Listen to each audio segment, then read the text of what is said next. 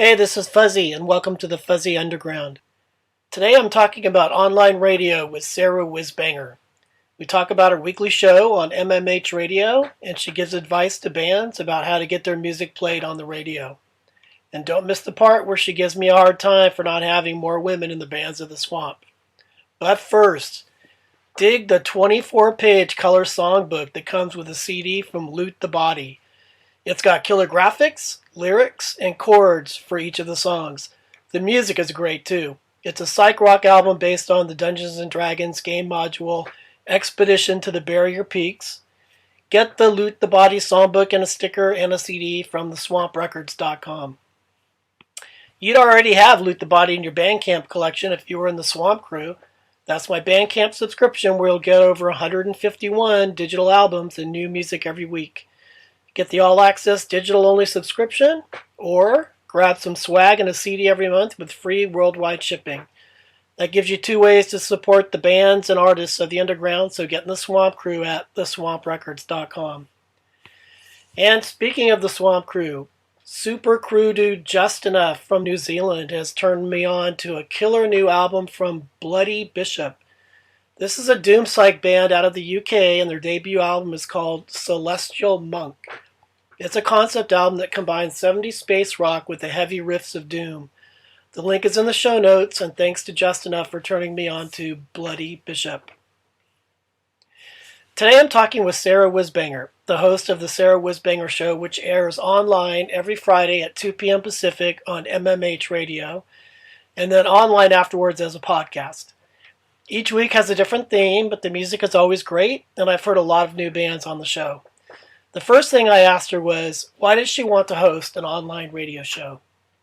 I had always wanted a DJ. I grew up in Berkeley. I grew up listening to Calix. I grew up just like, I always wanted to do it. I always had friends that were DJs on Calix, and Adam Hayward. So Adam Onslaught and he and I became really close while we were DJing together at this other station. We just have always been friends. We are huge pals, and he and I stayed in touch over the years. And he started DJing for the show, and he had been bugging me gently for every now and then over the last few years to come on board and to try it. And I just had a lot going on, and after a while realized that these were excuses and I should just try it. So I sat down with my husband and said, okay, this is what it would look like. I'm going to try doing this. And we talked about it because I tend to take a lot on and spin many plates. Yeah. So he had some concern that it would overwhelm me, which was fair, but it's been fine. And so I came on, it'll be a year actually next month. I think my very first show was, I can look up the date, but yeah, I've started in February of 2020. So I've been a pandemic DJ this whole time. Enjoy it. I'm actually friends with most of the people there, and the people I'm not friends with, it's not because of a personality thing. It's just, we haven't had the time to become friends, but there's nobody I don't like on that station. They're all really good people, very thoughtful, a really kind group. It's also in some ways Well, yeah. So does MMH just let you do whatever you want, or are you supposed to sort of fit into just anything you want to do? I do whatever I want. Just know I can't really cuss. We're not supposed to curse. Oh, okay. So I do things like I play bands like Jesus fucking Christ, and then I just repeat the name of the band a few times. Yeah, I try to do themes mostly because I have kind of a broad spectrum. Like I play stoner, doom, black and doom, just straight up heavy metal, straight up rock and roll. I did like a decades thing, one like over a period of months. Like when the pandemic hit, I just went, I need some like auditory comfort food. And so I did like 70s and 80s. I think I did like 2 or 3 80s shows, and the 90s show was really easy and short. And then 2000s. But like, I find that it keeps me focused and it keeps me interested in when I do the show, because since I do have like a pretty wide breadth of stuff that I play, it's really, it's they don't always go together. Like those genres don't all go together all the time. And so it just keeps me interested and it keeps me focused. It helps me manage my madness of swimming through all these different kinds of music that I have. And then it also guarantees that every band at some point will be played that I have music for. Yeah, no, it works really well. I mean, because a typical show is maybe going to stick to the same kind of music all the time. But it's almost like your theme is to not have the same music every week. You know, that's like, that's your thing, is to not do the exact same music every week. And it works great. You know, you don't know what it's going to be when you get there, but it sounds great. So we run it ourselves. It's 100% volunteer run. Everybody puts in that's, you know, a lot of time. Everybody, you know, all the ads that you see that go out on social media, everybody has a turn at doing that. We all put in money into the kitty to do ads, to do like radio spots and stuff like that. We all do outreach to bands and PR and labels ourselves. We have a single person that does, so hats off to Mrs. Ads. Maria does all of this and she's amazing. And another partner that came in, Matt, the two of them send out all the weekly playlists for all the shows. But other than that, and they're totally volunteer as well, and they do an amazing job. So everything we just do ourselves. So whatever needs to be done, we're doing it. We have an in-house artist, Colin, who's amazing, and he does all the cool art for every show that you see.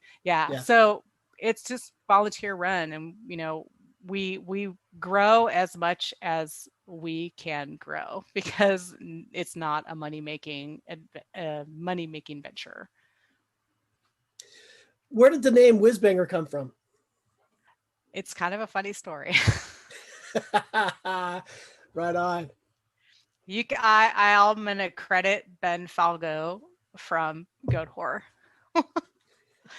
So many years ago, during MySpace days, like a long time ago, I was like trying to come up with like a pseudonym for myself, and it just came to me. I like the name the term whiz-bang is like just an old 1950s. She's a whiz-bang. I just always liked that word. And at one point I had this like running joke with friends over time where we would be like, well, we're going to bring back these like sayings from the 20s and the 30s and the 40s and the 50s. We're going to bring these terms back, like. And so I had just been talking about it and tagging the band, and I was all excited because I was going to go see them twice, right? And so we drove down, and we were at the Portland show, and it was sparsely attended. There weren't a lot of people there, and we went, and after the show, I was hanging out like by the merch table, and Ben Falgu came walking by, and I went, "Hey, Ben from Goat Whore," and he went, "Sara Whizbanger." There we go. So he remembered me because we had like emailed back and forth, and so he recognized me, I guess. And well, do you find you get more people that listen live, you know, at 2:00 Friday afternoon specific time, or do you find that more people catch the podcast that starts showing up the next day? I think it's a little from column A and a little from column B. There are people like you and like Steven from Black Tar Superstar, and then occasionally the other Steven from Puresonic, and then some of my friends, my friend Siobhan, and then I mean, like, so some, I know that people are listening because they'll message me and they'll say, you know, like, who was that you were just playing? And so I always have my messenger open when the show's on or my phone is on, so I get text messages. So I know that there are people that listen to it live, but then I send it out. So when I get the podcast, and then I post the podcast, but then I always send it to the bands directly also. And then I always email you a link also. And then I'll send it to friends. You seem to have a pretty good knack for finding unsigned bands, new bands. Do you have like a particular process, or are you just always listening to music and it just sort of falls in your lap, or what's the? I would say the latter two are my process. I get stuff sent to me. I have friends that send me stuff, and I look. I guess part of it is what I look for on Bandcamp. I mean, I go Bandcamp shopping like crazy, and I just go deeper and deeper and deeper. And I don't necessarily like do a search on Bandcamp. Something will get sent to me from a PR, and I have a lot of PR companies, not companies is the wrong, PR groups, I guess, that send me stuff, and like Nocturnal Hustle. So a lot of his stuff is bands that are unsigned. So my process is pretty organic, to use that word again. People send me stuff. I'm hooked into some PR groups that send me stuff and their band that do like specialize in unsigned bands. And then I also just look on Bandcamp. I think a lot of the music that I'm into lends itself to the possibility of a lot of unsigned bands. So I listen to kind of a lot of, I wouldn't say like go-to metal genres, like kind of underground, messy, straight up rock and roll, doom stuff, I mean, stuff that's not like your run of the mill stuff. I guess, I don't know. I feel like I'm tripping over words. You'll clean this up and make me sound smarter. But I mean, I just go Bandcamp shopping, and I also get a lot of stuff sent to me of unsigned bands from PR groups and from bands themselves. And then I have friends who will be like, like Larry Ricketts from Jesus Fucking Christ and the Ricketts. His new band is called Howling God, and they'll be on my show. I don't know when you're going to air this, but I'm going to play them next week. So for the 29th, they're going to be on. And so like some of it's just friends, some of it's PR, and some of it's Bandcamping. Yeah, and if a band if they have some new music, they should feel free to hit you up on your social media. Absolutely, right? yes. Yeah. So I can be reached at the Whizbanger Show at mmhradio.co.uk, which is clunky and hard for people to remember as Americans because everything ends in .com for us.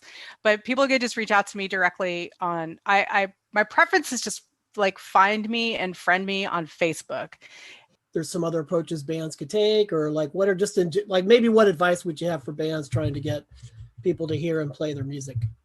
Yeah, I would definitely say contact DJs directly because every station has its own system. Ours is for bands to email, and we have like a really, really tight ship, well run, well oiled, well executed system for bands. So if bands submit music to the station, it's just musicsubmission@mmhradio.co.uk. And that will go to an email box that every DJ is in.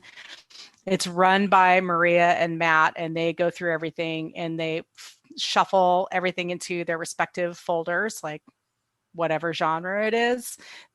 And one I want to shout out is a band called Wooden Stake. And Wooden Stake is from San Diego. I just learned about them. I haven't known much about them over time. They're amazing. They've been together for a few years. They're at Wooden Stake at Bandcamp. And they're also on Facebook. And it's a 2-person band. It's a woman named Vanessa who plays bass and does the vocals. And then Willie who plays guitar and drums. They have a bunch of albums on their Facebook page or on their Bandcamp page. But something that I just think is really cool is that the woman, the vocalist and bassist, but I'll do a couple of shout outs to a few of those bands. One of them is from Switzerland. They're called Shiver, and it's lowercase sh, capital E, lowercase ver. Their album is awesome. It's called Panta Ray, and it was released independently back in 2015. And they're still together. So sometimes I get really sad because I find a band that's no longer together, and then I have to report that. I have to apologize. Sorry. Yeah. But their album, if they weren't from Switzerland, I would think they were like Maori or something, because they almost do this like Maori chanting at the end of the song that I played on the 15th. It was really interesting. And then I had to go, are they from, wait, are these guys New Zealand? But they're not. They're from Switzerland. But they're the last full-length album was Pantaray, and that was released independently back in 2015, and it's on their Bandcamp page, shiver.bandcamp.com. They also have a website, shiver.ch, and then Shiver Doom on Facebook. I played the song Failed to Avoid, which is my favorite track on that album. So I definitely go and check them out. Kind of doomy, but then they also have their own sound, which is doom is really an interesting genre because I think maybe black metal lends itself as much as doom to like the breadth of what you can do inside that genre. So it's one of the reasons I like doom metal so much, because it has such a gigantically wide reach in terms of like how bands can play with that within that genre. And so that's one of them. And then another one is a band called Wooden Stake. They're from San Diego. They're a two-piece, and that's a woman, Vanessa, on Vox and bass, and then Willie is on guitar and drums. They describe themselves as ghastly horror doom metal. There you go. So I'm like, comic books, movies, horror movies, and heavy metal. I'm in. One of the reasons I love the band Acid Witch so much. So she describes themselves. This is the other description of them that they have: occult drenched riffs and demonic female banshee vocals, and that is just perfect. Right. The Vanessa, who's one half of the band, she's also a writer, and she has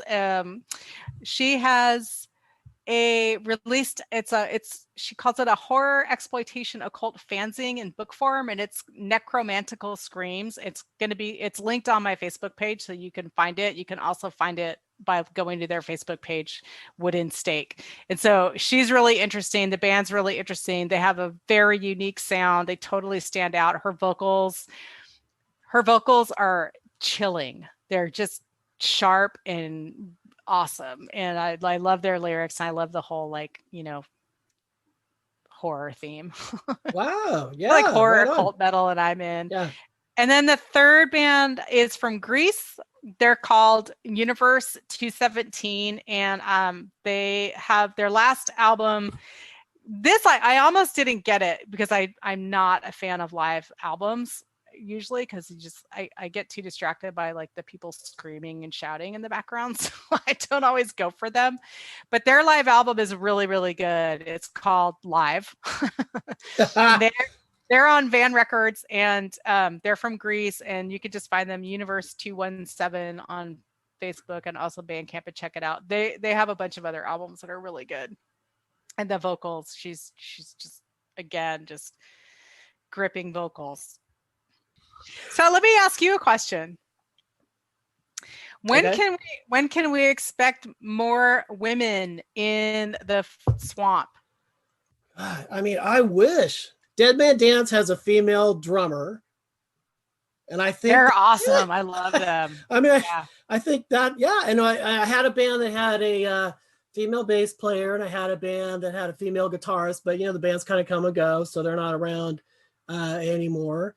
And I would just love to. And you've recommended a few bands to me over the past. But they don't get in touch with you? Yeah, or I reach out to them and don't hear whatever, and that's fine. It's better for them to contact me. Thanks so much to Sara Whizbanger for taking the time to speak with me. I really like the part where she explains how MMH Radio is a collective run by the show hosts and DJs. MMH Radio plays a lot of great music, and you especially want to catch the Whizbanger Show. The links for everything are in the show notes. Catch you next time on The Fuzzy Underground.